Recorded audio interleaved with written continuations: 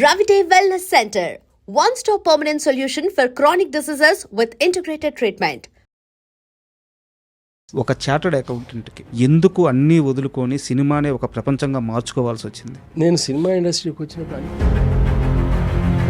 Cinema లాగేసుకుందా? Yes,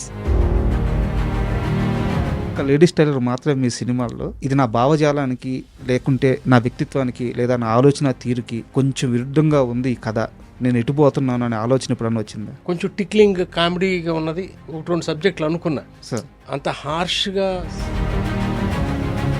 మహర్షి అంత గొప్ప సినిమా, అంత మంచి పాటలు, అంత గొప్ప క్యారెక్టరైజేషన్, బట్ కమర్షియల్గా సినిమా మీరు అనుకున్న స్థాయిని అందుకుంది. 1987 was too early for this kind of films already. So లిటరల్గా రోడ్స్ మీదే మళ్ళీ ఎస్వి కృష్ణాతో ట్రావెల్ అయ్యే సమయంలోనే అనుకుంటాను మీరు బ్యానర్ నేమ్ చేంజ్ చేసినట్టున్నారు. అవునండి, ఆ అవసరం ఎందుకు వచ్చింది? కంటిన్యూస్ ఫెయిల్యూర్స్, ఆర్థిక ఈవీ మీద ఒక రకమైన మార్క్ ఉండేది, బూతూ ఉంటుంది ఆయన సినిమాల్లో, ఆయన డైలాగుల్లో అని చెప్పేసి. మీకు ఇబ్బంది అవ్వద్దని ఎప్పుడు ఆలోచించలేదు ఆయనతో ట్రావెల్ అయ్యేటప్పుడు? మీరు 100 రూపాయల టికెట్ ఒక్కళ్ళనే ఆలోచించుకుంటే, నువ్వే కావాలి ఒక రీమేక్ మూవీ, మీకు కథ నచ్చింది, అక్కడి నుంచి ఆ సినిమా ప్రయాణం ఎలా మొదలైంది? స్నేహానికి ప్రేమకి ఉన్న డిస్టింక్షన్. సో అది చూసిన తర్వాత నాకు తరుణ్ కాకుండా ముందుగా అనుకున్న హీరో ఎవరైనా ఒక పేరు చెప్పగలరా? మహేష్ బాబు చేస్తే బాగుంటుందేమో అని ప్రింట్ పంపించాము. ఓకే, ఆయనకి ఆయన చూడటానికి రైటర్గా త్రివిక్రమ్కి, డైరెక్టర్గా త్రివిక్రమ్కి చాలా తేడా ఉంటుంది. ఆ మేకింగ్లో మీకు ఏమైనా సమస్యలు ఎదురైనాయా? నువ్వే క్లైమాక్స్ అంత బలంగా లేదు. దిస్ ఈజ్ వాట్ త్రివిక్రమ్ గారితో ఎందుకు మళ్ళీ చేయలేకపోయారు? టు బి ఆనెస్ట్ అండి, త్రివిక్రమ్ ఎందుకు రామ్ గారితో మాత్రమే సినిమాలు చేయాలని నిర్ణయించుకున్నారు? బయట హీరోలతో సినిమాలు ఎందుకు వద్దనుకున్నారు? ఎవరో వచ్చి నీ సినిమా పలానా రోజు రిలీజ్ చేయమంటూ నేను తట్టుకోలేనండి. ఇప్పుడు అంతా అదేగా జరుగుతుంది. I don't want someone decide my future. ఏదైనా ఒక బ్యాడ్ ఎక్స్పీరియన్స్ ఫేస్ చేశారా? ఒక హీరో ఇన్వాల్వ్ అయి చేస్తే ఓకే అండి, ఇంటర్ఫీర్ అయి చేస్తే నేను చేయలేను. This was my. ఇప్పుడు వస్తున్న చిన్న చిన్న హీరోలు సైతం పొగడాలా? ద సిస్టమ్ ఈస్ కరప్ట్ నా. బాబు బాబు అనాలా? ఒక సినిమా సక్సెస్ అంతా నాదే అనేసి చేసుకుని అది హృదయంలో నింపుకోవట్లేదు. అలా ఫేక్గా ఉండలేక సినిమాలు తగ్గించారు. చాలా పెద్ద పెద్ద దర్శకులు కెమెరా ముందుకు వచ్చి మా కథలను రీమేక్ చేసుకున్న సమయంలో మాకు కనీసం ఇంటిమేషన్ కూడా ఇవ్వలేదు, మాకు అసలు తెలియదు, వెళ్ళి అడిగితే ఇవ్వలేదు అని చాలా మంది ఓపెన్గా చెప్పున్నారు. సినిమా సూపర్ హిట్ అయిపోతే నేను దట్స్ యువర్స్. రామ్ గారి సినిమా ఎందుకంటే ప్రేమంటేనే ఒక సినిమా ఉంటుంది సార్. ఇన్ని సినిమాలు తీసిన శ్రవంతి రవికిషోర్ గారికి ఆ సినిమా ట్రీట్మెంట్ ఎక్కడో తేడా కొట్టేస్తుందని స్క్రిప్ట్ దశలో ఉన్నప్పుడు అర్థం కాలేదా? తప్పు జరిగిపోయిన తర్వాత తెలుస్తుంది మనకి. జస్ట్ గణేష్ అనే సినిమా తీశారు, బట్ ఆ సినిమా ఎందుకు అసలు ఏం మేక్ చేయలేదు? కొన్ని ప్రశ్నలకు సమాధానాలు ఉండవండి. రామ్ గారి సినిమాలన్నీ బాగున్నాయి సార్, బట్ ఆడియన్స్ థియేటర్స్కి రావట్లేదు. ఏం జరుగుతుంది సార్? అంతవరకు చెప్పగలను. వెంకటేష్ హీరోగా త్రివిక్రమ్ డైరెక్షన్లో ఒక సినిమా చేయాలని ప్రయత్నించారు, కానీ త్రివిక్రమ్ బిజీ అవడం వల్ల కుదరలేదు అని చెప్పి నాకు వచ్చిన ఇన్ఫర్మేషన్ తెలుస్తుంది. నిజమా అబద్ధం? కొంచెం కాంట్రవర్షియల్ అవుతుంది ఇట్లాంటిది.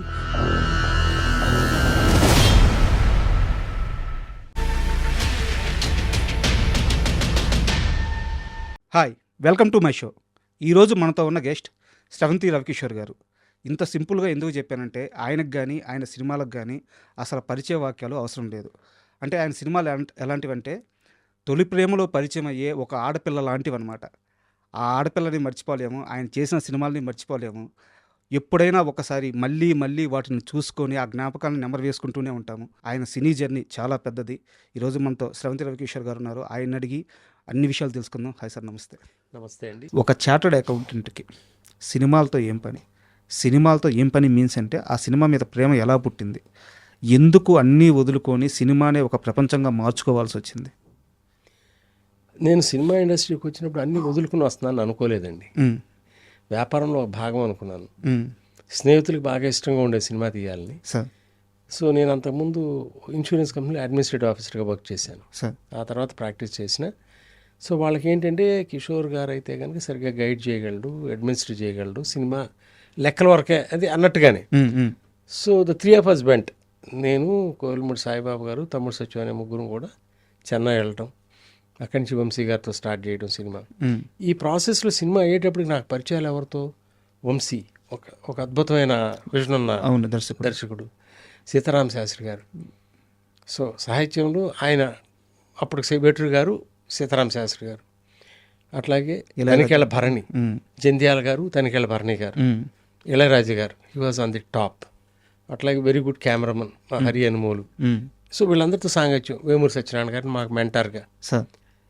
ఇది కదా ప్రపంచం అనుకుంటే ఎవరికి అదృష్టం ఉండదు కదా. ఇన్ని క్రాఫ్ట్స్ మీద నిష్ణాతులైన వ్యక్తులతో వాళ్ళ క్రాఫ్ట్స్లో ఆల్మోస్ట్ నెంబర్ 1 and 2 పొజిషన్ వాళ్ళతో నేను అసోసియేట్ అయ్యి ట్రావెల్ అవటం ఒక కొత్త లైఫ్ అనిపించింది నాకు. అది సినిమా లాగేసుకుందా? Yes, I mean this is I could see so much of creativity around me. నేను ప్రాక్టీస్లో ఉన్నప్పుడు not to undermine that there is no creativity. So అక్కడ ఏం సో ఇప్పుడు బహుశా when I look back there are no regrets for leaving my profession. ఎప్పుడైతే ladies tailor super hit అయిన తర్వాత మరింత బలపడిపోయింది. బహుశా అది కనుక సరిగ్గా ఆడకపోతే తప్పని పరిస్థితులు వెళ్ళిపోయి ఉండేవాడేమో, తప్పు చేశాను అనుకునేవాడేమో ఇప్పుడు మాట్లాడేదానికి విరుద్ధంగా. బట్ ఆ సక్సెస్ అవకాశం కలగటం, I became very passionate after that అండి. సో ఇంకే వ్యాపారం లేదు, ఏ వృత్తి లేదు, ఇది ఒక్కటే అని ఎంచుకొని ఇంట్లో వాళ్ళకి చాలా ఇబ్బందులు కలిగించిన ప్రయాణం ఇటే సాగించి. మీ మొదటి చిత్రంగా వంశీ మాత్రమే ఎందుకు? ఎందుకంటే వంశీ గారి మొదటి మూవీ మంచు పల్లకి, అది ఆయన సొంత కథ కాదనుకుంటాను, వేరే వాళ్ళ కథని ఆయన డైరెక్ట్ చేయాల్సి వచ్చింది. ఆ తర్వాత సితారా మంచి హిట్, ఆ తర్వాత ఇంకో 2 సినిమాలు ఉన్నాయనుకుంటాను, అవి సితారా అంత మేక్ చేయలేదు. అంటే మీరు వంశీ గారితో లేడీస్ టైలర్ మూవీ చేసే సమయానికి వంశీ గారు సితారా లాంటి ఒక మంచి సినిమా తీసిన దర్శకుడే కానీ ఈరోజు మనం చూస్తున్న వంశీ గారు. మీరు వంశీలో ఏం చూశారు? సితారా సినిమా చూసిన తర్వాత ఒక మంచి అభిప్రాయం కలిగిందండి. మా ఉద్దేశం కమల్ హాసన్ గారితో సినిమా తీద్దాం. ఓకే. సౌందర్య లహరి అని ఒక టైటిల్ కూడా అనుకుని తోటపల్లి సాయినాథ్ స్క్రిప్ట్ అంతా చేశాడు. సో వంశీ గారు అందరం కలిసి, అంటే వాళ్ళదైనటువంటి కాంట్రిబ్యూషన్ అంతా. కమల్ హాసన్ గారు రాజమండ్రిలో అప్పుడు విశ్వనాథ్ గారి సినిమా రాధిక అయింది, సినిమాది షూటింగ్ జరుగుతుంది. సో అక్కడికి రమ్మంటే అక్కడికి వెళ్ళి సాయి నెరేట్ చేశాడు. స్వాతిముత్యం షూటింగ్ అప్పుడు సాయి కమల్ హాసన్ గారికి నెరేట్ చేశాడు. తర్వాత నాకు తెలిసింది ఏంటంటే వీళ్ళు కొత్త ప్రొడ్యూసర్లు కదా, ఫిల్మ్ మేకింగ్ మీద అసలు అనుభవం లేదు, ఒక సినిమా చేసిన తర్వాత అయితే ఆలోచించవచ్చు. ఓకే. సో ఈ basically he did not want to travel with a new producer. So or maybe some other reason, I don't no. So అప్పుడు వయసు తక్కువ కదా, వేగం ఎక్కువ. సో ఎవరితో చేద్దాం అని అంటుండగా ఇంకా ఈయనతో పాటు మేము ఆయన అన్వేషణ షూటింగ్కి వెళ్ళటం, ఆలాపన షూటింగ్కి వెళ్ళటం, ఆ ప్రాసెస్లో ఇదిగో పుట్టుమచ్చ మీద కదని ఒక బాగుంది కదా అని అనుకున్నాం. మాకు తెలియదు దాంట్కి వెళ్తే కానీ అందులో ఎన్ని ప్రాబ్లమ్స్ ఉంటాయో అని. ఓకే, మాట్లాడరేమో అనుకున్నాను. సో అంతే కదా, ఇప్పుడు సక్సెస్ అయిన తర్వాత మనం మాట్లాడుకునే తీరు వేరు, దాని ముందు చాలా ఇబ్బందికరమైన ఆ కరెంట్ టైంలో మీరు ఫేస్ చేసిన సందర్భాలు వేరు ఉంటాయి కదా మరి. అవును. సో చేసే పని ఇది కరెక్టా కాదా, ఈ అంటే అమల శృంగారం అనండి ఏమన్నా కానివ్వండి, కొంచెం ఫస్ట్ డిజైన్ ఆంధ్రజ్యోతిలో ఫుల్ పే చేసినప్పుడు ఎవరో ఒక అమ్మాయి బ్లౌజ్ కొలతలు తీసుకుంటా వేయటం, అది super response from the buyers. Okay, మాకు తెలియదు అది మంచిగా చెడు. సో తర్వాత స్క్రిప్ట్ అంతా రాసుకున్న తర్వాత భరణి గారి స్నేహితుడు ఒక అతను ఉండేవాడు, తల్లావజుల సుందరం అని, అతను పిలిపించాం అతని సలహా సంప్రదింపుల కోసం. మమ్మల్ని తిట్టకుండా తిట్టాడు. ఓకే. తిట్టిన తర్వాత అప్పుడు భరణి భాష పట్టుకొచ్చి జమజచ్చా అని పెట్టి దాన్ని ఇబ్బందికరంగా కాకుండా చేశాడు. ఓకే. సో భరణి దాన్ని సేవ్ చేశాడు. వేమూరి సత్యం గారు క్లైమాక్స్లో వీడిని పనిష్ చేద్దాం చేసిన దానికి, సో ఒక విరుగుడు యాంటీడోట్ అది చేయటం. So of course Vamshi's brilliant making అద్భుతం. భరణి డైలాగులు కానీ అన్నిటికంటే ఎక్కువ ప్రాణం పోసింది రాజా గారి మ్యూజిక్. ఇళయరాజా గారి బ్యాక్గ్రౌండ్ స్కోర్ చేసిన తర్వాత ఆ సినిమా వేరే లెవెల్. అది డబుల్ పాజిటివ్ చూస్తే పారిపోవచ్చు ఎప్పుడైనా విజయవాడ చెన్నై నుంచి, భయం వేస్తుంది మనకి బ్యాక్గ్రౌండ్ స్కోర్ లేకుండా చూస్తే. ఆర్ఆర్ పడింది ఎందుకంటే తెలియదు కదా మొదటి సినిమా అది. సో ఉత్సాహం కొద్దీ ఎయిటింగ్ రూమ్కి వెళ్ళటం ఏం తెలుసు మనకి. అంటే సార్ ఇది మీరు మరోలా తీసుకోవద్దు, మీ కెరీర్ మొత్తం చూసుకుంటే మీ సినిమాలన్నీ నేను మిమ్మల్ని పరిచయం చేసేటప్పుడే చెప్పాను. మాకు తొలి ప్రేమలో ఒక అమ్మాయి పరిచయం అయితే అమ్మాయిని ఎప్పటికీ ఎలాగ మర్చిపోలేము, స్రవంతి రవికిషోర్ గారి సినిమాలు కూడా అలాగే ఎప్పటికీ మర్చిపోలేము.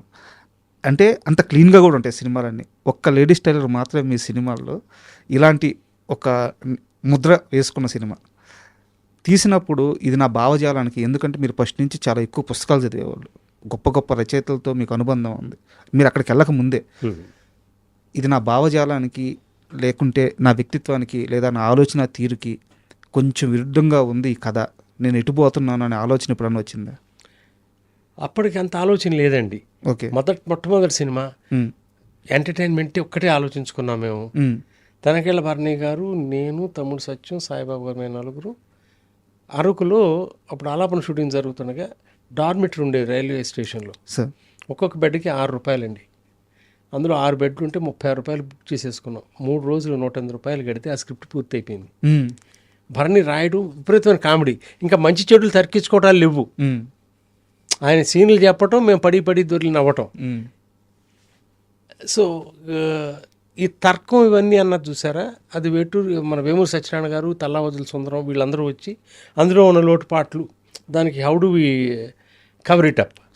సో ఒక తప్పు, ఆ మూర్ఖత్వం అది. జాతకాలంటే సో ఒక ఎలిమెంట్ అది కూడా పెట్టుకొని finally he was punished as realised his mistake and it was a good ending. So ఆ తర్వాత దాన్ని అందరూ ఆదరించారండి. ఫ్యామిలీస్ కూడా పెద్ద ఇబ్బంది పడలేదు దాన్ని రిలీజ్ అయ్యాక సక్సెస్ సార్. బట్ ఒక వర్గం నుంచి వచ్చిన చిన్న చిన్న కంప్లైంట్స్నే నేను మీ ముందు పెట్టాను. నోను ఇవాళ చేద్దామని అంటే బహుశా నేను చేయకపోవచ్చు, ఏమో కొంచెం టిక్లింగ్ కామెడీగా ఉన్నది, 1-2 సబ్జెక్టులు అనుకున్నా. సార్ అంత హార్ష్గా సెక్స్ డివినో లేకపోతే ఏ సర్టిఫికేట్ సినిమాలని కాదు, బట్ స్టిల్ కైండ్ ఆఫ్ చిన్న దీంతో చేస్తే బాగానే ఉంటుంది. అన్ని ఫైట్లు, హారర్లు లేకపోతే కామెడీలే కాకుండా ఇదివరకు మనకి కన్నడ ఫిల్మ్స్ వచ్చాయండి, ఐ ఫర్గెట్ హిజ్ నేమ్, బాగా పాపులర్ నేమ్. అతని సినిమాలు విపరీతంగా చూసేవాళ్ళు, రవిచంద్రన్ గారు. నైనే బిఫోర్ దట్. ఓకే. అండ్ మీరు సెకండ్ మూవీ మహర్షి, నాకు తెలిసి ఆ సినిమాకి పనిచేసిన ప్రతి ఒక్కరు ప్రాణం పెట్టి పనిచేసేసారు.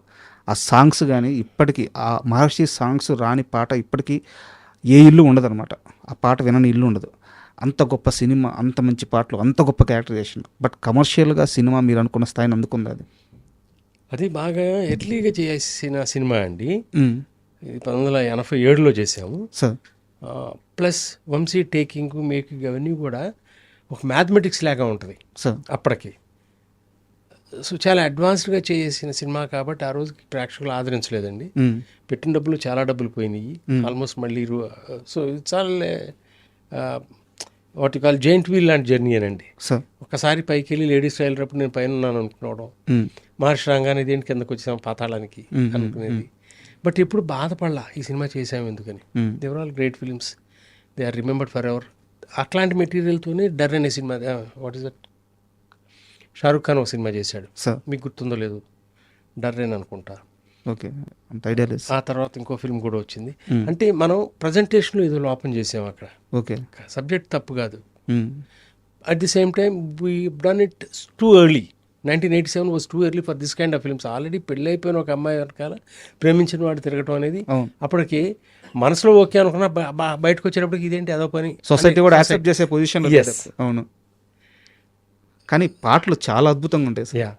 అందుకనే పాటలు అన్నీ రికార్డ్ చేసి ఇచ్చారండి ముందే ఇళయరాజా గారు.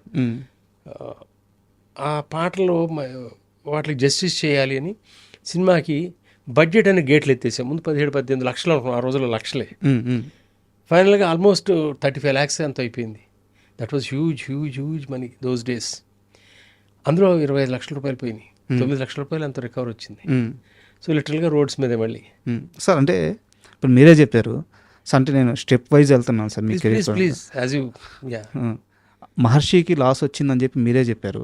బట్ తర్వాత మీరు తీసుకున్న డిసిషన్స్ ఎలా ఉన్నాయంటే ఒక మొండి ధైర్యం అంటారు కదా, అలాంటి డిసిషన్స్ తీసుకున్నారు. తమిళ సినిమాలని ఇక్కడ రైట్స్ కొనుక్కొని ఇక్కడ రిలీజ్ చేయడం కానీ, నాయకుడు సినిమా కానీ, అలాగే మనకి పుష్పక విమానం కానీ.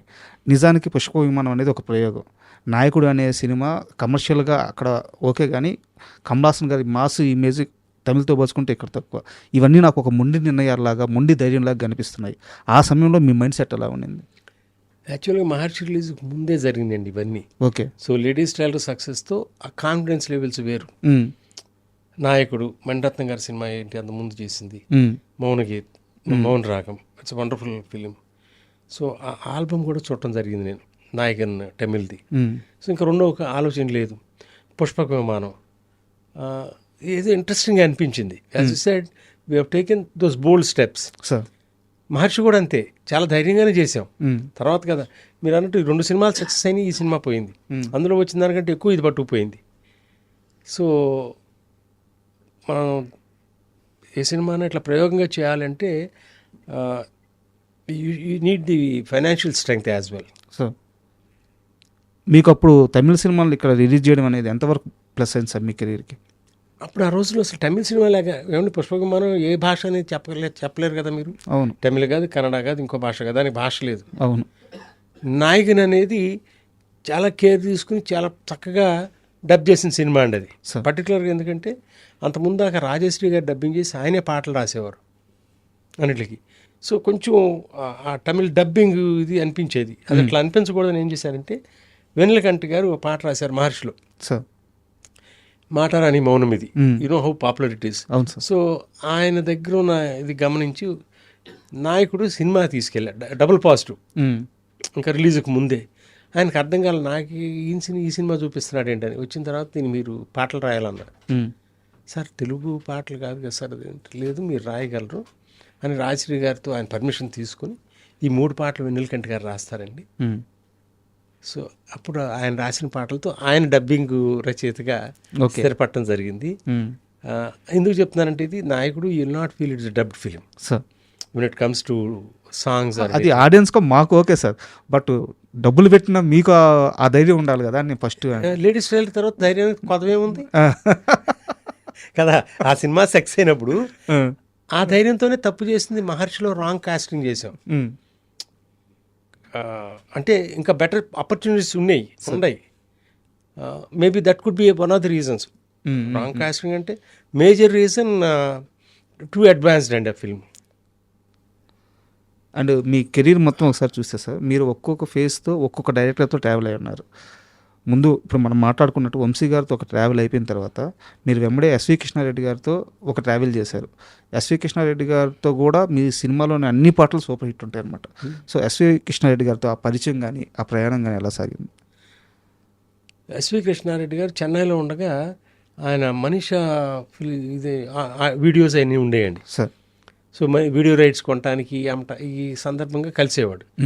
సో బాగానే పలకరించుకునేవాళ్ళు, అంత అయింది. ఒక రోజున అతను డైరెక్టర్గా అయ్యి రాజేంద్ర గజేంద్ర సినిమా తీశాడు సార్. నన్ను పిలిచాడు, ప్రివ్యూ సార్ అని. వెళ్ళి చూసాను, చాలా బాగా తీసాడే, ఏముంది ఇందులో, ఐ మీన్ ఇంత బాగా ఎట్లా. బేసిక్గా ఆస్కింగ్ ఓన్లీ వన్ క్వశ్చన్, ఏనుగుతో ఎట్లా చేయించేవా అంటే నవ్వేశాడు. సార్ నేను ఏనుగుతో చేయించడం ఏంటి సార్, ఏనుగు ఏమేం చేస్తాను అడిగాను వాడిని. దానికి తగ్గట్టుగా సింగిల్ సరేనయ్యా కృష్ణా డిస్ట్రిక్ట్ నేను రిలీజ్ చేస్తాను, నేను కొంటానని చెప్పి ఆ ట్రావెల్ అట్లా కంటిన్యూ అయింది. ఈలోపు నాకు కొన్ని విపరీతం నష్టం వచ్చే సినిమాలు చేశాను నేను, ఎప్పుడు ఒడిదుడుకులే కదా. సో అప్పుడు కృష్ణ మనం సినిమా చేద్దామంటే అట్లాగే సార్ మావి చిగురు చేయడం జరిగింది. అప్పుడు మావి చిగురు, ఎగిరే పవర్మ, మనసులో మాట అట్లా కంటిన్యూస్గా సార్. ఆ ట్రావెల్ అట్లా భాస్కర్తో ట్రావెల్ ఒక విధంగా సార్. సార్ ఆ సమయంలో ఎస్వి కృష్ణారెడ్డితో ట్రావెల్ అయ్యే సమయంలోనే అనుకుంటాను మీరు బ్యానర్ నేమ్ చేంజ్ చేసినట్టున్నారు. అవునండి. ఎందుకు సార్ ఆ అవసరం ఎందుకు వచ్చింది? అంటే కంటిన్యూస్ ఫెయిల్యూర్స్, ఆర్థికపరమైన ఇబ్బందులు, వీటితో చంద్రకిరణ్ ఫిలిమ్స్ అని చెప్పి టైటిల్తో, ఐ మీన్ ఆ బ్యానర్తో చేస్తే బాగుంటుందని ఎవరో చెప్పాను, మా మామగారు చెప్పటం. సార్. సో నేను ప్రజెంటేషన్ పెట్టి, my wife was the Usharani, she was the producer of those 5 films continuously. So Chandrakiran ఫిలిమ్స్కి ఆవిడ ప్రొడ్యూసర్గా. లక్ మారిందా సార్? మరి లక్ మారటం అంటే మళ్ళీ నువ్వే కావాలికి వేరే వాళ్ళ దగ్గర చేసాం, రామోజీరావు గారి దగ్గర. అప్పుడు నా ఐడెంటిటీ పోకూడదని స్రవంతి రవికిషోర్ని పెట్టుకున్నాను. అప్పటిదాకా పివి రవికిషోర్ని ఉంటుంది, లేకపోతే రవికిషోర్ ప్రజెన్స్ అని ఉంటుంది. ఒకసారి ప్రొడ్యూసర్గా ఆగిపోయి నేను ఒక అసోసియేట్గా పనిచేయాలి రామోజీరావు గారి దగ్గర. దాంట్లో భాగం ఉంది నాకు. I was the partner, but still I was the kind of associate producer. మరి ఇతను ఎవరు అని అనుకుంటారేమో ఆడియన్స్, ఇన్ని సంవత్సరాలు ప్రయాణం చేసి ఇన్ని సినిమాలు తీసేని అప్పుడు స్రవంతి అనేది ముందు పెట్టుకోవడం బిగిన్ చేశా. అది అట్లా నిలబడిపోయింది. మళ్ళీ అదే కలిసి వచ్చింది. అదే సార్ నేను మళ్ళీ సార్ కలిసి రావటం అంటే ఇది ఈ ప్రయాణంలో అన్నీ చెప్పా కదా, జైంట్ వీల్ అండి. అంతే పర్సిస్టెంట్గా మళ్ళీ నేను శైల్య ముందు బాగా లోయెస్ట్ స్టెప్లోకి వెళ్ళిపోయాం. సార్ అన్ని అన్ని అన్ని ఇన్నింగ్స్ గాడ్స్ గ్రేస్ అనుకోండి, లేకపోతే ఎఫర్ట్స్ అనుకోండి, ఆర్ గ్రిట్ అనుకోండి, ఏదైనా నిలబడగలిగి వాళ్ళ మీ దగ్గరకు వచ్చి మాట్లాడుతున్నామంటే. సార్ నాకు అంటే యాక్చువల్గా మిమ్మల్ని ఇబ్బంది పెట్టే క్వశ్చన్స్ నా దగ్గర ఏమీ లేవు, ఎందుకంటే చాలా క్లీన్ జర్నీ ఉంది మీది. అయితే మీకు సంబంధం లేకుండా జరిగిన ఒక చిన్న విషయాన్ని మీ దగ్గరికి తీసుకొస్తాను. అది మీకు తెలిసి జరిగిందా, తెలియక జరిగిందా, ఆ టైంలో ఉన్న పరిస్థితుల వల్ల మీరు ఇగ్నోర్ చేశారా, నాకు చిన్న క్లారిటీ ఇస్తే చాలు. మీరు ఎస్వి కృష్ణారెడ్డి గారితో సినిమాలు చేశారు, త్రివిక్రమ్ గారితో సినిమాలు చేశారు. అయితే ఎస్వి కృష్ణారెడ్డి గారి మ్యూజిక్ కానీ, త్రివిక్రమ్ గారి కథలు కానీ లేదా సీన్లు కానీ చాలా వరకు రెఫరెన్స్లు తీసుకొని చాలా సినిమాల నుంచి, చాలా ఆల్బమ్స్ నుంచి వీళ్ళిద్దరు చేశారన్నమాట. వాళ్ళిద్దరి ప్రయాణం మీతో సాగింది. ఆ సమయంలో ఇవి ఇన్స్పిరేషన్ తీసుకొని చేసిన కథలని కానీ పాటలని కానీ మీకు తెలుసా, తెలీదా, మీరు తెలిసినా ఇగ్నోర్ చేశారా, నాకు క్లారిటీగా వస్తుంది. చాలా సింపుల్ క్వశ్చన్ అండి, ఇందులో చెప్పడానికి ఇబ్బంది ఏం లేదు.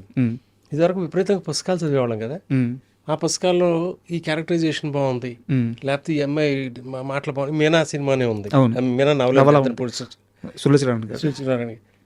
అందులో నుంచి ఒక చిన్న బిట్టు నువ్వు నాకు నచ్చేవాళ్ళు ఉంటుంది, గ్లాస్ మారదనేది. మీకు గుర్తుందో లేదు కదా, ఇక మారదలే గ్లాస్ అని పెట్టి వెళ్తుంది అంటే అందులో అది చూసి కాపీ కొట్టారనుకోవాలి, ఇన్స్పిరేషన్. అట్లాగే మీరు ఏ రిఫరెన్స్ తీసుకున్నా కానీ that was only used for as an inspiration. ఇదివరకు పుస్తకాలు రిఫర్ చేసేవాళ్ళు, విపరీతంగా పుస్తకాలు చదువుకునే రోజుల్లో వాళ్ళు విపరీతంగా సినిమాలు చూస్తున్నాం కాబట్టి it's also like reading sir. So దీన్ని ఎందుకు ఆక్షేపించి సెపరేట్గా చూసి చూపిస్తారో అవసరం ఉందో నాకు తెలియదు. I don't think it's appropriate sir. See I'm not copying the whole content, inspiration just చిన్న మాట్లాడుకునేటప్పుడు పలానా. ఇప్పుడు ఏ సినిమాకైనా డిస్కషన్ జరిగేటప్పుడు ప్రతి వాళ్ళు మౌన్ రాగంలో కార్తీక్ క్యారెక్టర్ అంటారు, అంత పర్ఫెక్ట్, అంత అతనిలాగా ఒక మాట్లాడితే అందులో నుంచి కాపీ కొట్టాం అనకూడదు కదా. There is an inspiration you have drawn from something which is successful sir. So I totally అంటే నేను మిమ్మల్ని అడగడానికి కారణం ఏంటంటే సార్, ఇప్పుడు వేరే నిర్మాత అయితే నేను అడిగేవాడిని కాదు, మీకు ఆ నాలెడ్జ్ ఉంది కాబట్టి ఖచ్చితంగా తెలిసే ఉంటుంది అన్న ఒక నమ్మకంతో understand it and understand. But see, it's only taken as an inspiration. It's only taken as an inspiration. Earlier we used to draw them from books. Now maybe we draw it from some other communication, some other media. Sir నాది చిన్న వయసు కారణంగా నేను మీ సినిమాలను కాస్త వెనక ముందు అడుగుతున్నాను, ఆటలు అడగట్లేదు, మీరు తప్పుగా అనుకోవద్దు. మీది బలరామకృష్ణులు అని చెప్పి ఒక సినిమా ఉంది, శోభన్ బాబు గారు, జగత్ బాబు గారు, అలాగే రాజశేఖర్ గారు, వీళ్ళ ముగ్గురు ఉంటారు. ఆ సినిమా డిజిటల్ రైట్ కూడా మా దగ్గరే ఉంది, ఐడ్రీమ్ దగ్గరే ఉంది. ఇప్పటికి చాలాసార్లు చూశాను ఆ సినిమాని. అండ్ శోభన్ బాబు గారు ఏ రోజు కూడా ఆయన లాస్ట్ మినిట్ వరకు హీరోగానే ఉంటాను, హీరోగానే చనిపోతాను, నేను ఏ క్యారెక్టర్లో చేయను అని చెప్పిన మనిషి. అలాంటిది బలరామకృష్ణుల సినిమాలో ఆయన హీరో అయినా సరే ఆ క్యారెక్టర్కి ఒక నెగిటివ్ టచ్ ఉంటుంది అనమాట. శోభన్ బాబు గారిని ఎలా ఒప్పించారు? అది దట్ వాజ్ ఆల్సో బేస్డ్ అనే తమిళ్ ఫిల్మ్ అండి సార్. శోభన్ బాబు గారికి డెఫినెట్గా ఆయనకి పెద్దరికం ఉంది ఆ సినిమాలో. అవును, ఒక అద్భుతమైన క్యారెక్టరైజేషన్ అండి. నేను హీరోగానే ఉంటాను అనేది నాకు తెలియదు. మీరు చెప్తుంటే గుర్తొచ్చింది, నువ్వు నాకు నచ్చేవారు ప్రకాష్ రాజ్ క్యారెక్టర్కి శోభన్ బాబు గారు అయితే ఎట్లా ఉంటుందని కూడా ఒక ఆలోచన వచ్చింది మాకు మధ్యలో. ఓకే, బిగినింగ్ స్టేజెస్లో టూ ఎర్లీ, అప్పటికి టోటల్ డైలాగ్ వర్షన్ అన్నీ అవలా. క్యాజువల్గా వాకప్ చేస్తే వెంకటేష్కి ఫాదర్, ఐ మీన్ హీరోయిన్ ఫాదర్గా అనేది ఆయన చేయటం ఇష్టం లేక ఆ రోజులో ఆయన చాలా చాలా ఎగ్జార్బిటెంట్ అమౌంట్, ₹1 2 కోట్లు అయితే చేస్తానని నేను చేయను అని చెప్పడానికి ఇండైరెక్ట్గా చెప్పడం అనేది వినపడింది నాకు. నేను కన్ఫర్మ్ చేసి చెప్పడం కాదు ఇది. సో ఆయనకి ఇష్టం లేనప్పుడు మనం లేదు సార్, ఆయనకి ఇష్టం లేదు, అదే హీరోగానే ఉంటాను. బలరామకృష్ణుల్లో ఆయనకి చాలా ఇష్టమైన క్యారెక్టర్ అది. ఓకే, ఎందుకంటే ఆ ప్రాసెస్లో ఇప్పుడు నన్ను విమర్శించం గారు ఇంటికి రమ్మనేవాళ్ళు. ఆయన అప్పటికప్పుడు చేసిన కాఫీ ఇచ్చి తర్వాత గారెలు, చికెన్ కర్రీ లాంటివి పెట్టి ఆ సినిమా రిలీజ్కి ఆయన ఖర్చుతో ½ పేజ్ అడ్వర్టైజ్మెంట్ ఇచ్చారు మాకు చెప్పకుండా ఆంధ్రజ్యోతిలో. శోభన్ బాబు గారు అంటే డబ్బుల దగ్గర చాలా జాగ్రత్తగా ఉంటారు, అట్లాంటివన్నీ వినబడతాయి అవును బయట. ఆ రోజులోనే ₹37,000 అంత 37,500 అనుకుంటా నాకు గుర్తుండి. అంటే అంతగా ఇష్టపడ్డారు ఆ సినిమాని, ఆ క్యారెక్టర్ని. బహుశా మిగతా ఈ క్యారెక్టర్గా ఆర్టిస్ట్గా నేను ఉండటం ఇష్టం లేదనేది probably he never came across such a strong character. Okay. అందులో ముగ్గురు అవును. బ్రదర్స్, రాజశేఖర్ గారిది ఎంత ఇంపార్టెంటో, జగత్ బాబుది ఎంత ఇంపార్టెంటో, శోభన్ బాబు గారిది. Everybody can claim that they are the heroes of the movie. So ఓవరాల్గా it is the what you call there are 3 artist in that, 3 heroes in that. So అంటే నేను అడగడానికి కారణం ఏంటంటే ఆ సినిమాలో మీకు గుర్తుంటుంది కాబట్టి అడుగుతున్నాను. ఆ పెన్నం పెట్టే దగ్గర ఆ తల్లిదండ్రులు పెట్టిన ఆ పిన్నాన్ని గోడ మీద నుంచి అలా దోసేయడము, తమ్ముడిని విపరీతంగా ద్వేషించడం, బట్ తమ్ముడు మంచోడని మనకి సీన్లు ఎస్టాబ్లిష్ చేస్తూ ఉంటాయి అనమాట. అన్న మంచోడే కానీ అన్నకు నిజం తెలియదు. సో అక్కడక్కడ నెగిటివ్ టచ్ పడుతూ పోతూ ఉంటుంది అనమాట ఆ క్యారెక్టర్, సోమన్ బాబు క్యారెక్టర్కి. సో నేను చిన్నప్పటి నుంచి మా అమ్మగారు సోమన్ బాబుకి విపరీతమైన అభిమాని. ఓకే. సోమన్ బాబు గారి గురించి అన్నీ తెలుసుకుంటా వస్తా. ఈయన అన్నిట్లో హీరోగానే ఉంటాను, ఎక్కడా నేను కాంప్రమైజ్ అవ్వనని చెప్పిన ఆయన ఈ సినిమా ఎలా చేశారబ్బా నెగిటివ్ టచ్ ఉంది చిన్నప్పటి నుంచి డౌట్ నాకు. సో అది పక్కన పెడతా సార్, మీకు ఇందాక చెప్పాను ఆ సినిమా బలరామ కృష్ణుడు మాకు ఉంది ఐడ్రీమ్కి, డిజిటల్ రైట్స్ మా దగ్గరే ఉన్నాయి. చరణ్ పాండ్యన్ అని ఆ సినిమా అండి అది. సార్ మా చైర్మన్తో మీకున్న అనుబంధం ఏంటి సార్? వాసు గారు ఇప్పుడు ఈనాటి మనిషి గారు నాకు సంబంధించి అమెరికాలో ఆయన ఉండగా ఈ సినిమాల డిస్ట్రిబ్యూషన్ అన్నీ ఆయనే చేసేవాళ్ళు. నువ్వు నాకు నచ్చావు, ఆయనకు ఇంకో పార్ట్నర్ కూడా ఉండేవారు. సో ఆయన ఎప్పుడు ఇక్కడికి వచ్చినా నన్ను కలవటానికి ఆఫీస్కి వచ్చినప్పుడు ఆయనకున్న పనులన్నీ పట్టించుకునేవాడు కాదు, ఇప్పుడు జరుగుతున్న సినిమా కథ చెప్తా ఉండేవాడు. That's the kind of intimacy we had. Sir అంటే మీరు ట్రావెల్ అయిన మనుషులు ఉన్నారు కదా సార్, ఇప్పుడు సిరివెన్నెల గారు కానీ ఇప్పుడు మీలాంటి వ్యక్తులు కానీ మా చైర్మన్ గారికి ఎందుకో మీ బ్యాచ్ అంటే ఒక రకమైన తనికెల భరణి గారు కానీ ఒక రకమైన విపరీతమైన అభిమానం అనమాట. ఇప్పుడు సిరివెన్నెల గారి మీద మా దగ్గర ఒక ప్రత్యేకమైన ప్రోగ్రాం ఉంది, ఒక 30-40 ఎపిసోడ్లు ఆయన మీదే చేసిన ప్రోగ్రామ్ ఉంది. అండ్ మీతో జర్నీ గురించి ఇంటర్వ్యూ ముందు సార్ నాకు చెప్పారు, చాలా జాగ్రత్తగా చూసుకోరా, ఇంటర్వ్యూ ఎలా వస్తుందో నాకు తెలియదు కానీ వచ్చిన వ్యక్తి మాత్రం నా స్నేహితుడు, చాలా కంఫర్ట్గా ఉండాలి తను. వెంకటేష్ లేక మీరు చెప్తుంది చంద్రమోహన్ గారికి, ప్రకాష్ రాజ్ గారికి నా వాళ్ళని గొడవ నువ్వు బాగుపడతావు లేదో నాకు తెలియదు కానీ నీ వల్ల మా ఇద్దరి మధ్య was too such a nice person. And sir మీరు మిగతా దర్శకుల విషయానికి వస్తే ఈవీవి గారితో ట్రావెల్ అయ్యారు, ఒక సినిమా చేశారు పిల్ల నచ్చింది.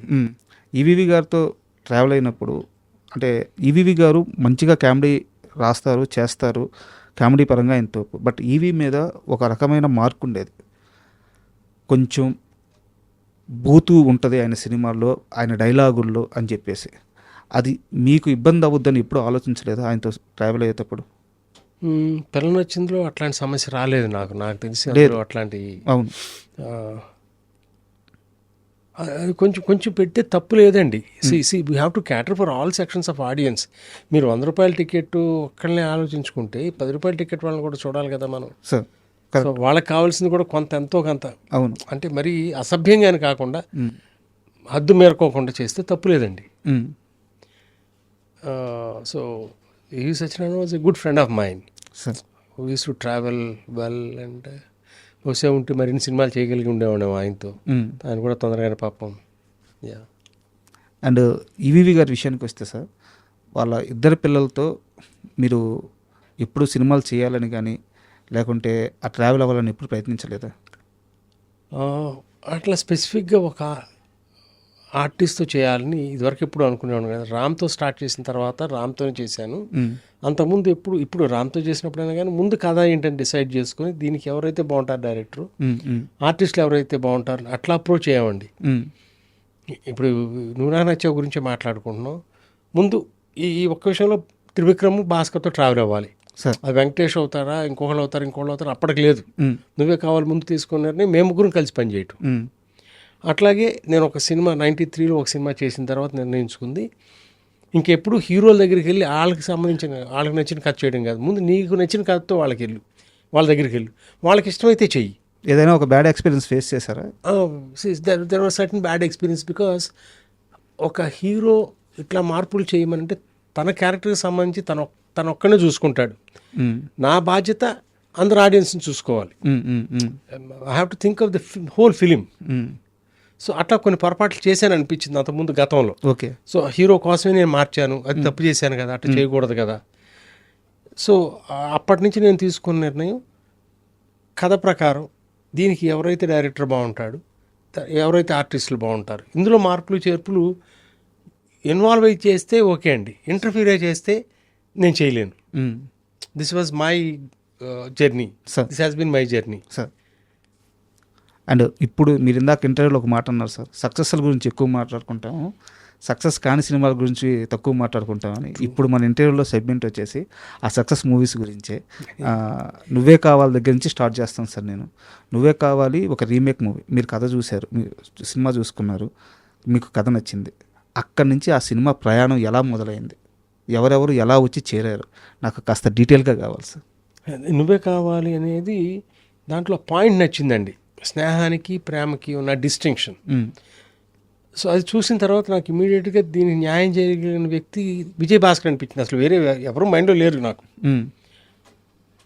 అక్కడ ప్రివ్యూ వేసుకున్నాం మేము దేవి శ్రీదేవిలో, నాతో పాటు మా తమ్ముడు మురళి గారు, మేము అందరం కలిసి చూసాము. ఇంటర్వెల్ దగ్గరే వాళ్ళ అభిప్రాయం చెప్పకపోతే please don't talk to me అన్న, ఎందుకంటే I have to take my decision. Sir they really loved it, but నేను నిర్ణయించుకోవాలి, ఇన్ఫ్లుయెన్స్ కాకూడదు అనే ఉద్దేశంతో సినిమా చూసిన తర్వాత ఎవరితో ఏం చెప్పాలా. ఆ నైట్ భాస్కర్కి ఫోన్ చేశా, భాస్కర్ మనం సినిమా చేయబోతున్నాం అని, అంతే, అంతవరకే చెప్పాను నేను. సో ఆ తర్వాత రైట్స్ ఎక్వైర్ చేసుకోవటం ప్రాసెస్లో దీన్ని ఎవరితో చేద్దాం, కొంతమంది వ్యక్తులను అప్రోచ్ కావటం, కొంతమంది నన్ను అప్రోచ్ కావటం జరిగింది. అందరికీ అది రాసిపెట్టి ఉంటుంది, there is a destiny. So ultimately కొత్త వాళ్ళతోనే చేద్దామని నిర్ణయించుకోవటం, రామోజీరావు గారి దగ్గర ఆయన కలవటం, ఆయన ఈ బడ్జెట్ వరకు శాంక్షన్ చేయటం, అప్పుడు తరుణ్ని రూపింగ్ చేయటం. Sir sorry to interrupt you, Tarun కాకుండా ముందుగా అనుకున్న హీరో ఎవరైనా ఒక పేరు చెప్పగలరా? అంటే మనం అనుకోవడానికి చాలా ఉన్నాయండి. మహేష్ బాబు చేస్తే బాగుంటుందేమో అని చెప్పి ప్రింట్ పంపించాము ఆయనకి, ఆయనకి చూడటానికి సాధ్యపడలేదు బట్ ఫర్ వేరియస్ రీజన్స్. అట్లాగే సుమంత్ చూశాడు, తనకు బాగా నచ్చింది. నేను తన అన్నపూర్ణకి వెళ్ళి కలిసినప్పుడు అతను అప్పుడు యువకుడు ఏదో సినిమా చేస్తున్నాడు, అది కాకుండా రాఘవేంద్రరావుతో సినిమా, కమిట్మెంట్స్ ఎక్కువ ఉన్నాయి, తను చేయలేకపోతున్నందుకు నిజంగా ఆనెస్ట్గా, because he cannot ask us to wait for 1 year kind of thing. So అప్పుడు నేను భాస్కర్ అనుకున్నది ఈ సినిమాకి మనం కొత్త వాళ్ళతోనే చేయాలి, ఖర్చు పెట్టాలి. ఎందుకంటే అనగనగా ఆకాశం ఉంది సాంగ్ లాంటి దానికి 400 మంది 500 మంది స్టూడెంట్స్ చేయాల్సిన సాంగ్, అవును, ఖర్చుతో కూడుకున్న వ్యవహారమే.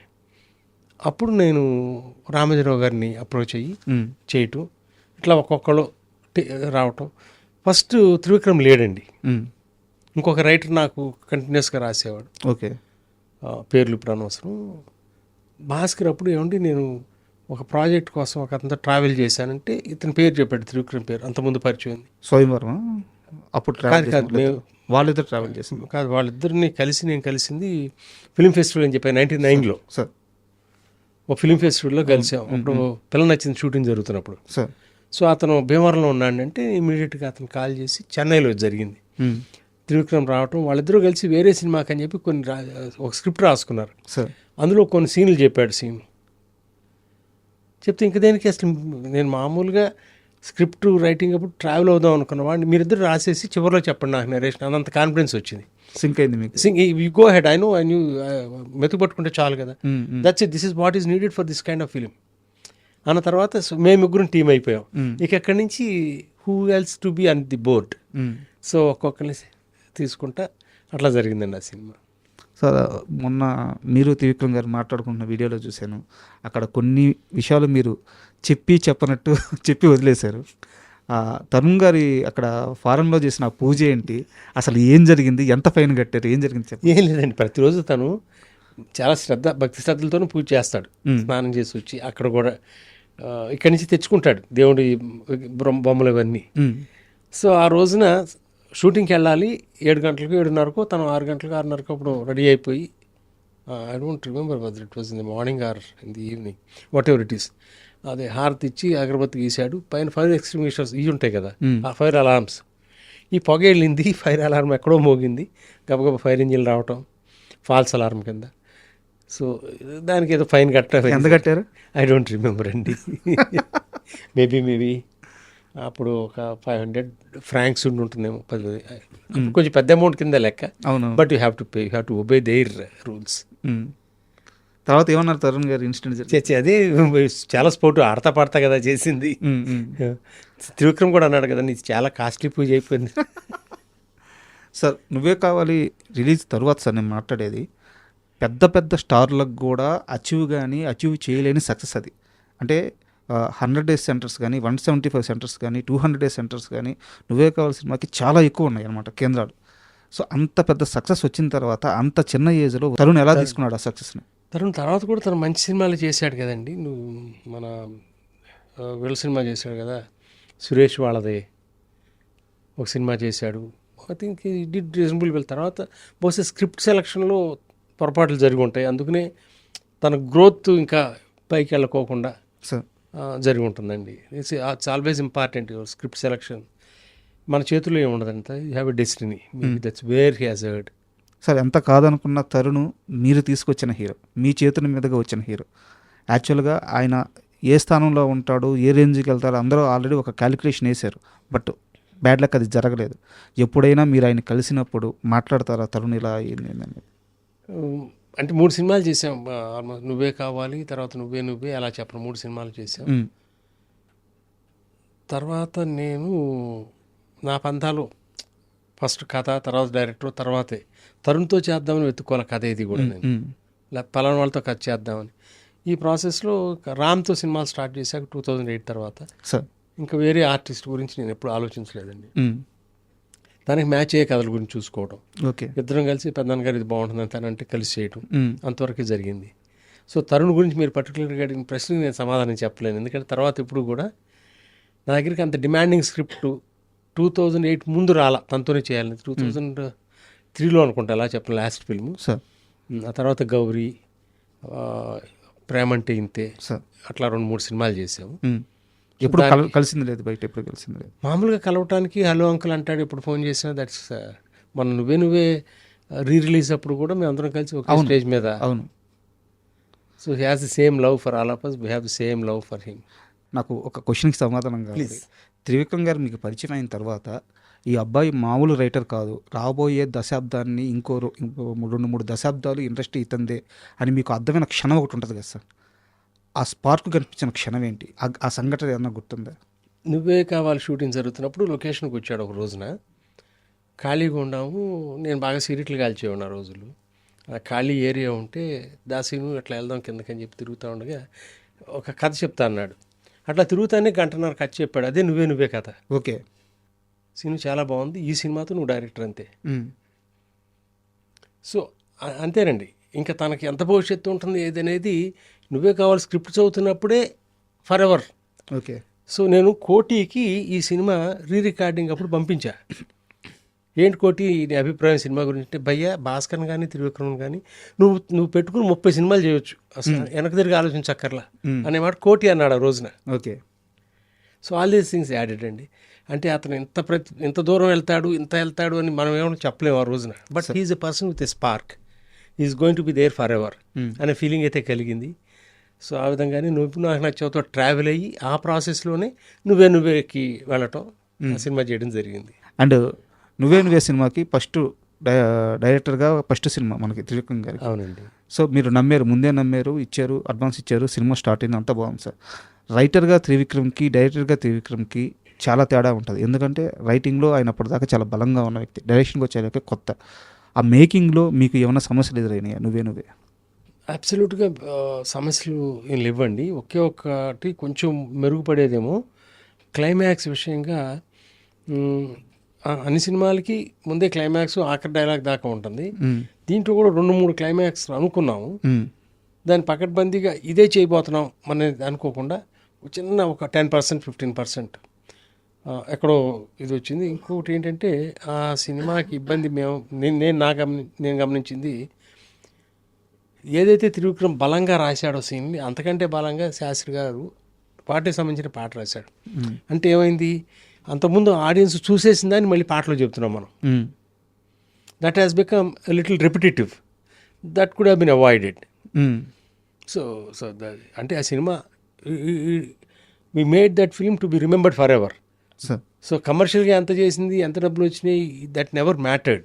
వాళ్ళు నువ్వు నచ్చావు కూడా అంత డబ్బులు తెచ్చింది, ఎంత డబ్బులు తెచ్చింది, ఊరిని just for my life to settle down. Sir అదే రిఫరెన్స్ ఇచ్చానండి. సో నువ్వే కూడా ఇప్పటికీ ఒక మంచి సినిమాగానే గుర్తుండిపోతుంది. మేబీ దాంతోపాటు రిలీజ్ అయిన ఇడియట్ అనే సినిమా రిలీజ్ అయింది, సార్ మేబీ సిమిలర్ పాయింట్.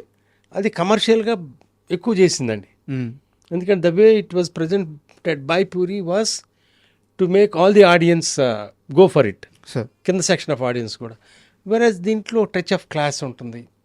అవును, సో ముఖ్యంగా ఫాదరు డాటర్ రిలేషన్ అద్భుతంగా establish so in my opinion for the family audience this will be remembered for ever. Sir this is what we chose. The other day also we were discussing about it. So నువ్వే అంటే అది కూడా ఒక గౌరవం తీసుకొచ్చే, respect తెచ్చే ఫిల్మే అది. Sir so film making అప్పుడు త్రివిక్రమ్ కి టోటల్గా చక్కగా అందంగా ఆడతా పాడతానే చేసుకున్నాం మనం. ఎందుకంటే ఆల్రెడీ 2 సూపర్ హిట్ ఫిల్మ్స్తో ట్రావెల్ ఉంది మాది. సార్ ప్లస్ తరుణ్ ఇంట్లో వాడే. సో శ్రేయ కూడా కలిసిపోయింది. చాలా హ్యాపీ జర్నీ అనండి. సార్ నాకు ఈ సినిమా గురించి ఒక డౌట్ ఉంది. ప్లీజ్. కొంతమంది దీన్ని కంప్లైంట్గా కూడా చెప్పున్నారు. సో మీ ముందు పెడుతున్నాను. Yeah. సినిమా క్లైమాక్స్ సార్, ముహూర్తానికి పెళ్లి జరగలేదని చెప్పి ఫాదర్ మారిపోవడం అనేది చాలా కన్విన్సింగ్గా లేదు అని కొంతమంది చెప్పిన మాట. మీరు దీనికి అగ్రీ చేస్తారా? అందుకే నేను మీతో చెప్పింది 2-3 క్లైమాక్స్లు అనుకున్నాం. అప్పుడు మేము బలంగా ఇది చేద్దాం అని అక్కడెక్కడో చిన్న ల్యాప్స్ ఉంది. Probably that could be some a factor why it did not become such a huge success. Sir ఏదైనా అదే కదా బలం కావాల్సింది. ఒక అద్భుతమైన పాట ఉంది అక్కడ, అవును, పదే నువ్వే కావాలంటుంది, పదే నా ప్రాణం. ఈ మ్యాజిక్లో అది కొంచెం క్లైమాక్స్ అంత బలంగా లేదు అన్నమాట వాస్తవం మీరు అన్నది. ఇంకా స్ట్రెంగ్త్ ఎక్కువ ఉంటే అది కూడా ఇట్లా సరసనే చేరేది, కొంచెం కింద ఉండేది కాదు అది. సో మీకు అభ్యంతరం లేకపోతే మీరు అనుకున్న వేరే క్లైమాక్స్ ఏదైనా చెప్పగలరు? లేదు, నేను అనుకున్న క్లైమాక్స్ ఏదైనా మీరు లేదు ఏదైనా త్రివిక్రమ్ రాసిన క్లైమాక్స్లే. వాటిలో ఏదైనా మీకు గుర్తుందా? నాకు గుర్తులేదు. ఓకే. అండ్ మీ మిగతా సినిమాలన్నీ ఒక ఎత్తుగా ఉంటాయి సార్, నువ్వే సినిమా మాత్రం ఒక ఎత్తు ఉంటుంది. ఎందుకంటే త్రివిక్రమ్ గారి ఫస్ట్ డైరెక్షన్ చేసిన మూవీ అవ్వడం వల్ల కానీ, లేదా అది ఎందుకో అర్థం కాదు కానీ, ఏ సినిమాలో లేని ఆ తండ్రి కూతురు బాండింగ్ అనేది హీరో హీరోయిన్ ప్రేమ కంటే వాళ్ళిద్దరి ప్రేమ ఎక్కువ ఉంటుంది దాంట్లో, తండ్రి కూతురుది. సో ఆ పర్టికులర్ క్యారెక్టర్స్ కోసం కానీ, ఆ పర్టికులర్ బాండింగ్ ఎస్టాబ్లిష్ చేయడానికి కానీ తీసుకున్న జాగ్రత్తలు ఏంటి? స్క్రిప్ట్లోనే ఉందండి అదంతా. త్రివిక్రమ్ రాసుకున్నప్పుడే ఇప్పుడు నువ్వే కావాలి అప్పుడు చెప్పిన స్క్రిప్ట్ అందులో తూచా తప్పకుండానే చేసాం. తను ఆ రోజున ఏదైతే చెప్పాడో మైనర్ అడ్జస్ట్మెంట్స్ తప్పితే కొంచెం ఎంటర్టైన్మెంట్ పెంచడం అట్లాంటిది అదే స్క్రిప్ట్ తను సినిమాగా చూపించాయండి అక్కడ. సో ఈ క్లైమాక్స్ విషయంగా మీరు చెప్పినట్టు ఇంకొంచెం జాగ్రత్త తీసుకుంటే, సో నువ్వే కావాలి, నువ్వు నాకు నచ్చావు, నువ్వే 3 ఒకే స్థాయిలో ఉండేది, కొంచెం ఒక్క మెట్టు తక్కువలో. మీరు ఇందాక ఒక మాట అన్నారు, కోటి గారు మీ దగ్గరికి వచ్చి భాస్కర్తో త్రివిక్రమ్తో నువ్వు 30 సినిమాలన్నా చేసేయచ్చు అని చెప్పి ఒక మాట చెప్పారు. నువ్వు నాకు నచ్చావు, నువ్వే కావాలి, ఇంత పెద్ద సక్సెస్ అయిపోయినాయి, అంత ట్రావెల్ అయిపోయింది, పైగా మీ ఇద్దరి మధ్య, మీ ముగ్గురు మధ్య అంత బాండింగ్ ఏర్పడింది, వాళ్ళిద్దరు మీటర్స్ వేరే లెవెల్కి వెళ్ళిపోయినాయి, తర్వాత ఎందుకు మీ ముగ్గురు కాంబినేషన్లో మళ్ళీ రిపీట్ కాలేదు? అంటే అండి, త్రివిక్రమ్ వేరే డైరెక్టర్గా ఎదిగాడు, అతడు జల్సా ఇట్లాంటి సినిమాలని చేసుకుంటా. భాస్కర్ కూడా తన పంథాలో తను వెళ్తాడు. నేను 2 సినిమాలు భాస్కర్తో చేశాను. అవును, అది క్లాస్మేట్స్ తోటి చేశాను, తర్వాత మసాలా అనే సినిమా వెంకీతో చేశాను. సో వాళ్ళిద్దరూ కలిసి చేయడానికి సరైన ఇది అట్మాస్ఫియర్ రాలా. సార్ నేను ఇంకా ఓపెన్గానే వేరే ప్లీజ్ సార్, త్రివిక్రమ్ గారితో ఎందుకు మళ్ళీ చేయలేకపోయారు? ఎవరు, నేనా? టు బి ఆనెస్ట్ అండి, త్రివిక్రమ్ మనం చేద్దామని అడిగినప్పుడు మనం చేద్దాం అన్నాడు. బట్ సరైన వాట్ యు కాల్, నాకు రామ్ అండ్ త్రివిక్రమ్తో చేయాలని అనిపించేది ఎక్కువ. సో గత 5 సంవత్సరాలుగా నేను తగ్గించేసుకున్నా సినిమాలు చేసే ప్రాసెస్. ఎందుకంటే ఇవాళ ద్వారంలో after corona the way people are coming to the theatres is with a different expectation. బహుశా అదే పంథాలు ఉన్నట్టయితే ఇప్పుడు చేద్దాం సినిమా అని అనేవాడేమో. బట్ ఆ మాట అంటాను కూడా నాకు ఆ మైండ్ సెట్ ఇప్పుడు. It would be good to do a film, but I don't know whether I'm in a position to do it now. నాకు వచ్చిన ఒక చిన్న ఇన్ఫర్మేషన్ వస్తుంది సార్, కరెక్టో కాదో మీరు చెప్పండి. మీరు తర్వాత కాలంలో వెంకటేష్ హీరోగా త్రివిక్రమ్ డైరెక్షన్లో ఒక సినిమా చేయాలని ప్రయత్నించారు, కానీ త్రివిక్రమ్ బిజీ అవ్వడం వల్ల కుదరలేదు అని చెప్పి నాకు వచ్చిన ఇన్ఫర్మేషన్ తెలుస్తుంది. నిజమా అబద్ధం? కొంచెం కాంట్రవర్షియల్ అవుతుంది ఇట్లాంటిది. అది కాదు, యాక్చువల్గా త్రివిక్రమ్ జల్సా చేయడానికి ముందు ఒక కథ నాకు చెప్పాడు, చాలా బాగా నచ్చింది నాకు. సార్ అదే వెంకటేష్ బాబు కూడా చెప్పాడు. కాకపోతే ఆ టైంలో వెంకటేష్ బాబు ఆడవారి మాటలకి ఒక సినిమా, అవును, ఆడవారి మాటలకు అద్దాలు వేరు. అట్లాంటి సినిమా ఏదో చేస్తా, త్రివిక్రమ్ చెప్పిన కథ కొంచెం దానికి దగ్గరగా ఉంటుందేమో, ఇప్పుడు ఇది వద్దులే అన్నాడు. సో నాకు దానికి దీనికి సంబంధం ఉండి చేస్తే బాగుండేది, అంత స్వార్థం, అంత ఇష్టం ఉండేది ఈ సబ్జెక్ట్ మీద. బట్ అన్నీ అనుకూలించాలి కదా. సార్ సో అప్పుడు త్రివిక్రమ్ జల్సాకి వెళ్ళటం, వెంకటేష్ బాబు వేరే సినిమాలకు వెళ్ళటం అట్లా జరిగిందండి. సార్ అంతకుమించి మీరు ఇందాక నువ్వే ఫంక్షన్ చేసాం మేము అని చెప్పారు. నువ్వే మూవీకి సంబంధించి 20 years అయిన ఫంక్షన్. అదే ఆ స్టేజ్ మీద అంత ఎత్తుకి ఎదిగిపోయిన తర్వాత కూడా త్రివిక్రమ్ గారు మీ కాళ్ళకి నమస్కారం తీసుకోవడం, ఆ మూమెంట్ ఎలా అనిపించింది? త్రివిక్రమ్ సంస్కారం అది, బిడ్డలాంటాడు. That's it. ఆయన మాటల్లో కూడా ఇదే అనిపించింది. అంటే నాకు మాట్లాడుతుంటే ఎమోషన్ అవుతున్నాను. అదే ఒక తండ్రి స్థానాన్ని ఇచ్చారు మీకు ఆయన. అదే ఏ రోజు కూడా స్రవంతి రవికిషోర్ గారు అని అంటాను కానీ ఆయన పేరుతో కూడా మామూలుగా కూడా పిలవలేను నేను. ఆయన లేకుంటే నేను లేనన్నట్టు చెప్పారు. నేనంటే అంత ప్రేమ ఉంది తనకి. మన సినిమా ఒక్కసేపు కూర్చుందాం దీని మీద అంటే ఇమీడియట్గా వచ్చి ఆఫీస్లో బస్సు ఈ మధ్యకాలంలో ఎవరు ఆఫీస్కి వెళ్ళినట్టు కూర్చుని ఉండడు. సో తనకి ఆ భేదం లేదు. సో ఆ ఇష్టం, ఆ ప్రేమ అట్లాగే ఉండటం బెటర్ చక్కగా. మీరు ఇద్దరు కూడా ఆ బంధాన్ని అలాగే కాపాడుకుంటూ వస్తున్నట్టున్నారు. ఎస్, ఆ సన్నని గీతను ఎవరు దాటకుండా. 100%. సో నాకు ఈ నేపథ్యంలో మళ్ళీ సారీ, నేను ఇందాకే చెప్పాను నేను వెనకది ముందు వెనకది మార్చేసి అడుగుతున్నానని. ఈ నేపథ్యంలో ఒక్కసారి త్రివిక్రమ్ గారు పంజాగుట్ట రూమ్లో ఉన్నప్పుడు అర్ధరాత్రి మీరు వెళ్ళి ఆయనకి ఫోన్ చేసిన ఆ ఇన్సిడెంట్స్ ఏదన్నా ఒక్కటి మాతో పంచుకోవాలి. అదే అప్పుడు పగలు రాత్రి తేడాలని తెలిసే కాదు, ఎందుకంటే మా ప్రపంచం అదే. పగలు రాత్రి ఆ స్క్రిప్టు, ఆ సినిమా, అది తప్పితే వేరే వాళ్ళ గురించి మాట్లాడుకోవటం, ఇంకో విధంగా టైం వృధా చేసుకోవటం ఉండేది కాదు. సో సడన్గా స్క్రిప్ట్ చదువుతా నేను ఫోన్ చేసి ఈ డైలాగ్ పల్లె ఉందయ్యా అని ఫోన్ చేసి లేపడం, లేకపోతే నేను ఏదో ఇందాక మీరు అన్నారు చూసారా వాట్ యు కాల్ ఆ సినిమా రిఫరెన్స్, ఈ సినిమా రిఫరెన్స్. చిన్న మాట చెప్తాను నేను. కమల్ హాసన్ గారిది ఒక సినిమా రిలీజ్ అయింది సంధ్యా థియేటర్లోను. అక్కడ నేను యువి సత్యనారాయణ మీరు అందరం వెళ్ళి వచ్చాం. అమ్మాయి వసుంధర, అమ్మాయి హీరోయిన్ అందులో. అందులో ఒక చిన్న సన్నివేశం ఉంటుందండి. Wife and husband Kamal Haasan ఆ వసుంధర అనేవాళ్ళిద్దరు హాస్పిటల్కి వెళ్ళినప్పుడు ఒక బెంచ్ మీద కూర్చుని ఉంటారు వాళ్ళు బయట. ఎవరో స్నేహితుడికి ఆరోగ్యం బాగపోతే చూడటానికి వచ్చినప్పుడు కొంచెం చిన్న డైవర్షన్ కింద ఐ లవ్ యూ అనే మాట చెప్పుకోవాలి ఇద్దరు. బహుశా మా నాన్నకి ఎప్పుడు చెప్పు ఉండడు, మా అమ్మ కూడా మా నాన్నకి ఎప్పుడు ఐ లవ్ యూ అని చెప్పుండడు అని చెప్పుకుంటే ఆ రోజుల్లో చేసే చర్యలను బట్టి మనం అంతే ప్రేమ చూపించేవాడు. ఇప్పుడు నేను ఎక్కడో మెడ్రాస్లో సినిమాలు తీస్తుంటే నా భార్య అక్కడ పిల్లల్ని స్కూల్కి పంపించడం, చదివించడం, ఇల్లు ఎప్పుడు వస్తాడని ఎదురు చూడటం, ఇవి ప్రేమ. ఐ లవ్ యూ ఎవరు ఫోన్ చేసి చెప్పుకోరు. దీని గురించి డిస్కస్ చేసుకున్నాను సినిమా చూసి వచ్చిన తర్వాత. అప్పుడు తను ఆ డైలాగ్ రాశాడు, గుండెలో ఉందైతే కళలో చూడాలి, గొంతులో ఉందైతే నోటితో చెప్పగలం అనేది అద్భుతంగా చెప్పావు. తరుణ్ చెప్తాడు ఈ డైలాగ్ చివరిలో. నాకు ఎన్ని తెలియదురా అంటది ఏడుసలా అంతా తెలియగలదా. సో మీరు అంటే బుక్ గుర్తొచ్చింది నాకు. సో ఈ కైండ్ ఆఫ్ డిస్కషన్స్ జరిగాయి ఎక్కువ. సో ఈ డైలాగ్ విన్న తర్వాత మీరు వెళ్ళిపోయారా, పంజాబ్ ఫోన్ చేశారా నైట్? ఇక అవన్నీ మామూలే. చెప్పండి సార్ ప్లీజ్. లేదు ఫోన్లోనే మాట్లాడుకున్నాం. తను కూడా ఎప్పుడన్నా రాస్తా ఏమండి అద్భుతం డైలాగ్ రాసి చాలా బాగుంది అని ఇవ్వకున్నప్పుడు ఫోన్ చేసి అమ్మ ఆవకాయ అంజలి ఎప్పుడు బోర్ కొట్టు అద్భుతంగా ఉంది, మరి వెళ్ళిపోయినా కూడా గుర్తు రావట్లేదు నాకు. We real enjoyed making a script and making a film. మీరు పంజాగుట్లో త్రివిక్రమ్ గారి కోసం వెళ్ళినప్పుడు అక్కడ సునీల్ ఉండడం కానీ, వాళ్ళిద్దరూ ఒకరి గురించి ఒకరు మాట్లాడుకునేటప్పుడు మాటల మధ్యలో వాళ్ళ టాపిక్ రావడం కానీ, ఇలాంటి ఒక క్షణం వాళ్ళ స్నేహం మీకు అర్థమైన క్షణం ఏంటి? అంత క్లియర్గా చెప్పలేను కానీ వాళ్ళిద్దరూ చాలా మంచి స్నేహితులు కాబట్టి నువ్వే కావాలోకి సునీల్ వచ్చాడు. ఓకే, అట్లా కంటిన్యూ అయ్యాడు అతని జర్నీ. అంటే త్రివిక్రమ్ తీసుకురాకపోతే సునీల్ వచ్చేవాడు కాదా, అతనికి స్థాయి ఉండేది కదా అనేది హైపోథెటికల్ క్వశ్చన్ అండి. దేనికి ఎవరు సమాధానం చెప్పలేరు. అది అలా జరిగింది. అండ్ ఆ అవకాశాన్ని తను పుణికిపుచ్చుకున్నాడు Sunil. So it really help his career. Trivikram వచ్చి సునీల్ని పరిచయం చేసి నా ఫ్రెండు ఇతను చేస్తున్నాడు ఆ క్యారెక్టర్ అనగా నాకు అర్థం కాలే. సీను ఇతనే కదా నువ్వు చెప్పింది, అవును ఓకే సీను అన్నా తప్పితే నాకు నిజంగా అతను అంత బాగా పెర్ఫామ్ చేస్తాడు నాకు తెలియదు. అంటే అతను పెర్ఫామ్ చేయటం నేను అనుకోవడం కంటే కూడా త్రివిక్రమ్కి తెలుసు. ఓకే, అవును వాళ్ళిద్దరు ఫ్రెండ్స్ కదా. సో సునీల్తో ఏది వర్కౌట్ అవుతుందని తనకి తెలుసు. అందులో కానీ తర్వాత నువ్వు బంతి క్యారెక్టర్ కానీ ఇప్పుడు కూడా బంతి క్యారెక్టర్ గురించి మీరు అంత ప్రశ్న వేసే అంతగా గుర్తుండిపోయాడంటే త్రివిక్రమ్ రాసిన మాటలకి తన ఎక్స్ప్రెషన్స్. అవును.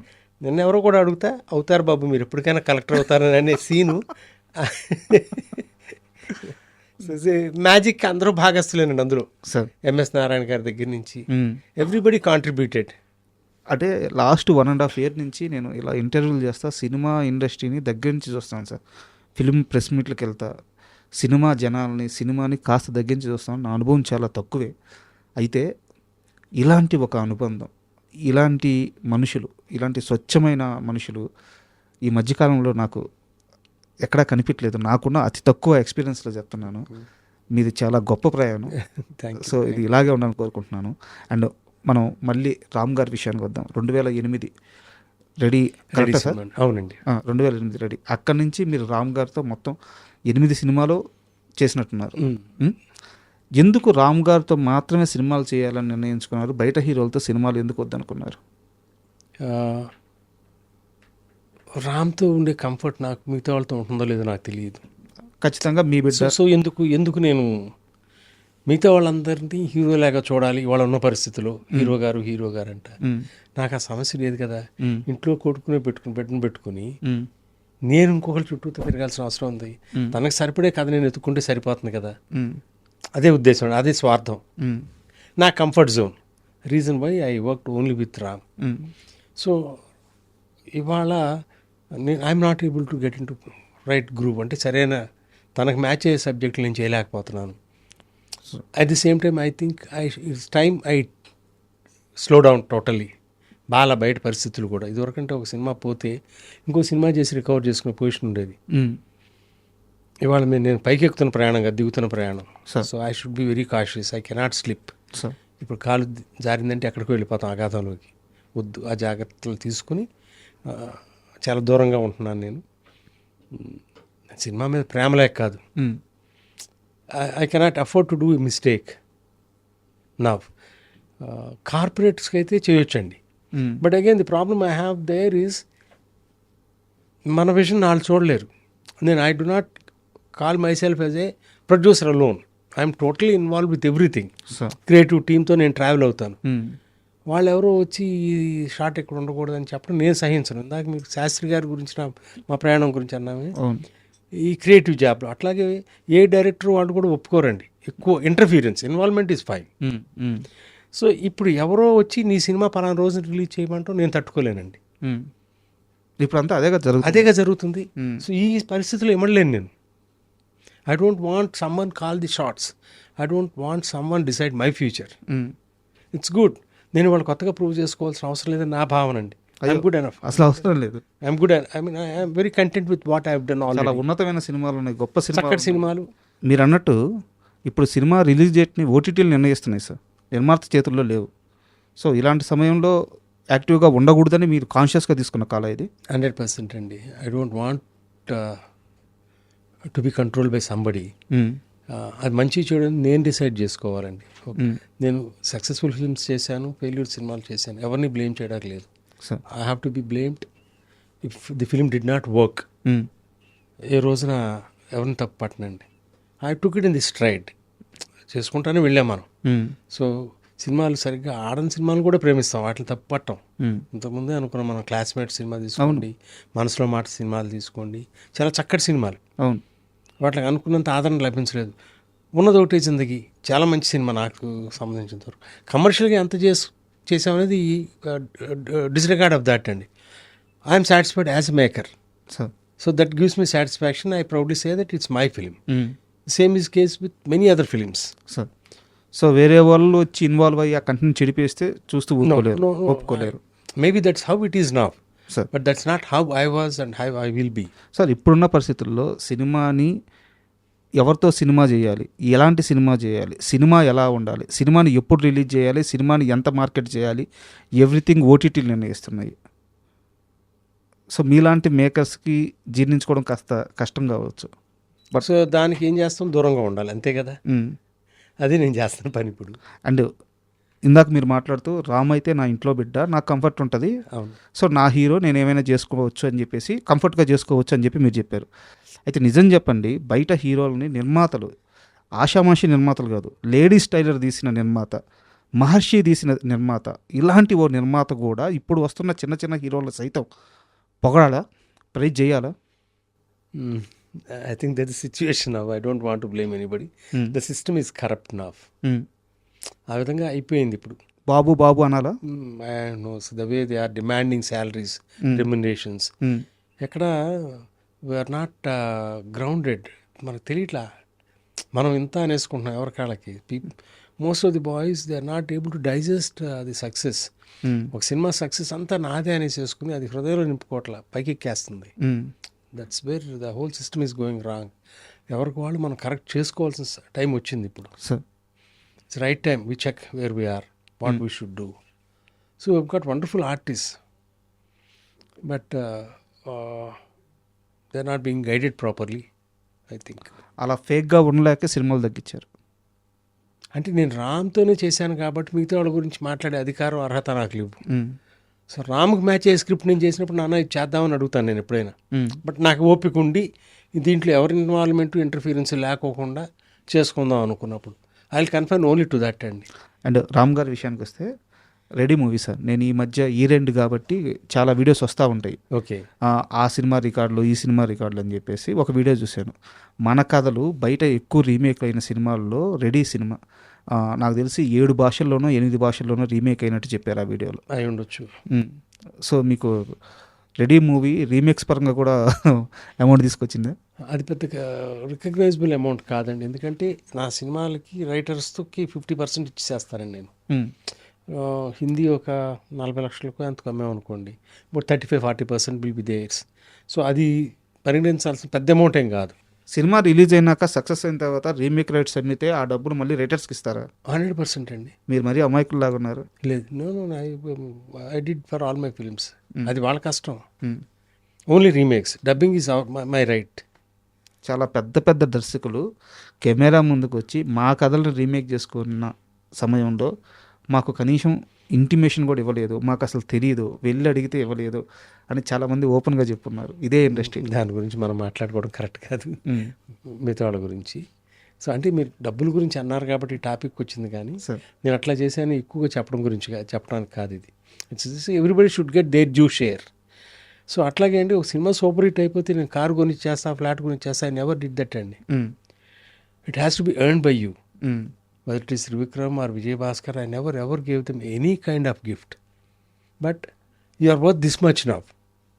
నువ్వు ఇక్కడ కాదు, ఇక్కడ కూర్చున్నవాడు, నువ్వు ఇక్కడ ఉన్నావు, నువ్వు ఇది నీ శాలరీ, నేనేదో ఇచ్చింది కాదు నీకు, నువ్వు సంపాదించుకుంది, that is yours. So I believed in that అండి. నాకు ప్రొడ్యూసర్ గారు ఇచ్చారని చెప్పుకోవడానికి ఎంత ఇబ్బందిగా ఉంటుందండి. నువ్వు you have earned it, that's how it should be. I'm sorry, I am not criticizing him. Somebody may not be able to take it properly, and I have every right to be honest and express my feelings.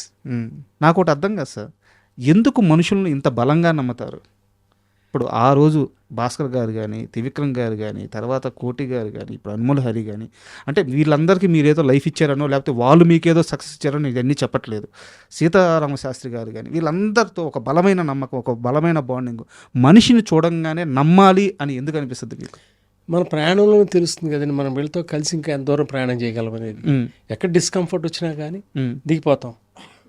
So అట్లా ఆ సందర్భం కలగలేదు. So our journey was till the end, to the maximum possible extent.